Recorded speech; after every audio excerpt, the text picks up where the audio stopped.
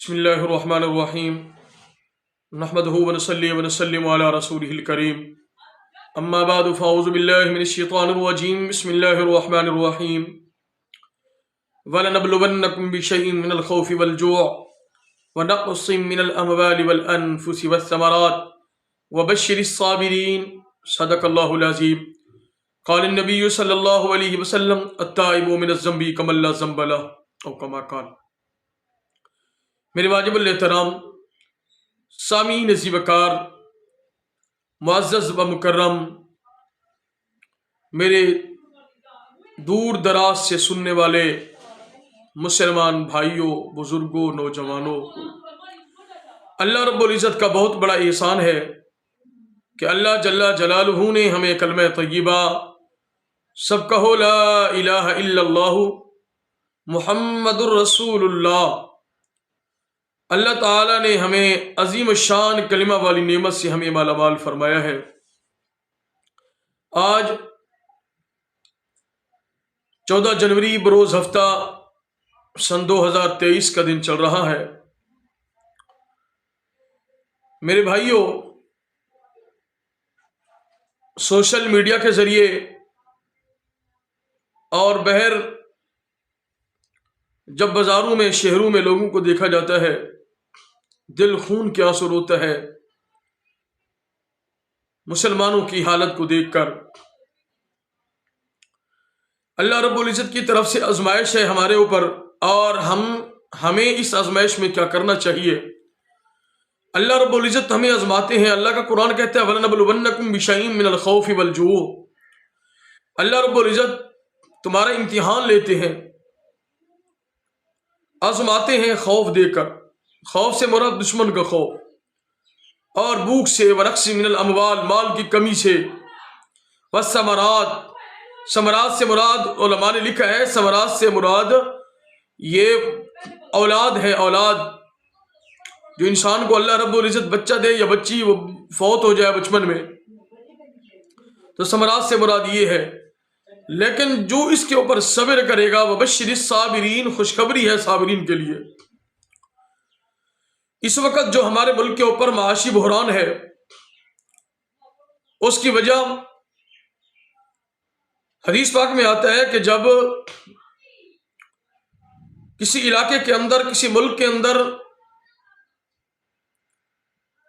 ظلم، بے حیائی، فحاشی، زنا عام ہو جائے، اللہ ان کے اوپر 2 عذاب مسلط کرتے ہیں۔ ایک قحط کا عذاب، اور دوسرا آسمانی آفتیں آتی ہیں ان کے اوپر، اور آسمانی آفتوں سے مراد بارش، سیلاب، یہ ہم بھگت چکے ہیں، اور دوسرا قحط، یہ معاشی بحران ہے، گندم کا جو بحران ہے۔ اس وقت ہمیں کیا کرنا چاہیے؟ اللہ رب العزت کی آزمائش ہے، ہمیں صبح شام اللہ تعالیٰ کے حضور استغفار کرنا چاہیے، توبہ کرنی چاہیے۔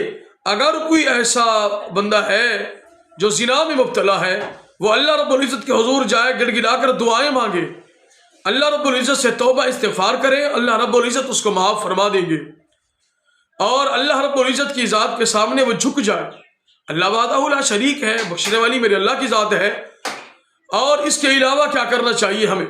اور حکمرانوں سے بھی میں کہتا ہوں، جاگیرداروں سے بھی میں کہتا ہوں، خدا را یہ ہمارا ملک ہے، کلمہ طیبہ لا الہ الا اللہ کے اوپر یہ آزاد ہوا ہے، اور ہمیں جو ہماری غریب عوام ہے، ہماری غریب مخلوق ہے، اللہ رب العزت کی مخلوق ہے، ان کے اوپر ہمیں رحم کرنی چاہیے۔ حدیث پاک میں آتا ہے جو اللہ رب العزت کی مخلوق پر، زمین والوں پر رحم کرے گا، فرش والوں پر رحم کرے گا، آسمان والا ان کے اوپر رحم کرے گا۔ تو میرے بھائیوں، جن کو اللہ نے مال دیا ہے، گندم کے ذخائر ان کے پاس موجود ہے، اور بڑے بڑے حکومت وقت کے پاس بھی اس وقت بڑے بڑے گوداموں میں گندم پڑی ہیں، خدا را غریبوں کو ذلیل نہ کرے۔ بڑے بڑے سفید داڑھیوں والے، بڑے بڑے غریب بیچارے، جن کی آمد 200 سے 300 روپے ہے، شام کو وہ لینے لگے ہیں، کوئی بے ہوشی کے عالم میں گر جاتے ہیں، کوئی بے ہوشی کے عالم میں مر جاتے ہیں، جس کے چھوٹے چھوٹے بچے ہیں وہ خودکشی پر مجبور ہو جاتے ہیں۔ خبریں سننے کو آ رہی ہیں کوئی پشاور کے اندر کوئی بچوں کے گلے کو دبا کر ان کو مار کر خودکشی کر رہا ہے، کوئی سندھ کے اندر اپنے آپ کو درختوں سے لٹکا کے مار رہا ہے، اپنی زندگی کو تباہ کر رہے ہیں۔ میرے بھائیوں، اتنی ظلم جو ہو رہا ہے ہمارے ملک پاکستان کے اندر، تو ہمیں بھی چاہیے غریبوں کو ساتھ دے، ہمیں بھی چاہیے۔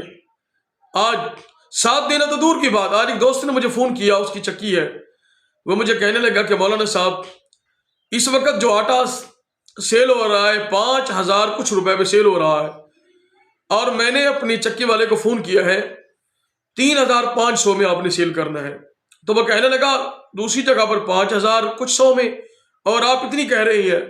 تو وہ کہنے لگا میں نے ان کو یہ جواب دیا ہے کہ اللہ نے ہمیں سب کچھ دیا ہے، ہمارے پاس گندم کا ذخائر موجود ہے، پڑی ہے اپنی گندم، اور لینے کے لیے وہی آئے گا جو غریب ہے، جس کے پاس کچھ بھی نہیں ہے۔ تو ہمیں اس کی مجبوری سے ناجائز فائدہ کیوں اٹھانا چاہیے؟ اللہ کی مخلوق پر تو رحم کرنا چاہیے۔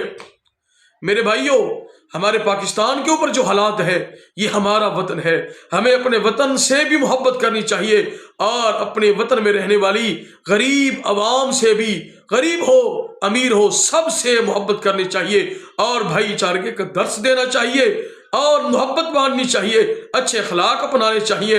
ایسا نہ ہو کہ اپنے ملک کے اندر فتنے فساد، اگر حکومت کے اوپر وقت ہے، آزمائش ہے، تو کوئی کسی کے اوپر تان کر رہا ہے، کوئی کسی کے اوپر وہ گندا ہے وہ اچھا ہے، وہ گندا ہے وہ اچھا ہے۔ چھوڑ دو یار ان باتوں کو، سب اچھے ہیں، کوئی گندا نہیں ہے، ہم خود گندے ہیں۔ جب ہم اپنے آپ کو سدھاریں گے، ہم ٹھیک ہو جائیں گے، تو سارے معاملات ٹھیک ہو جائیں گے۔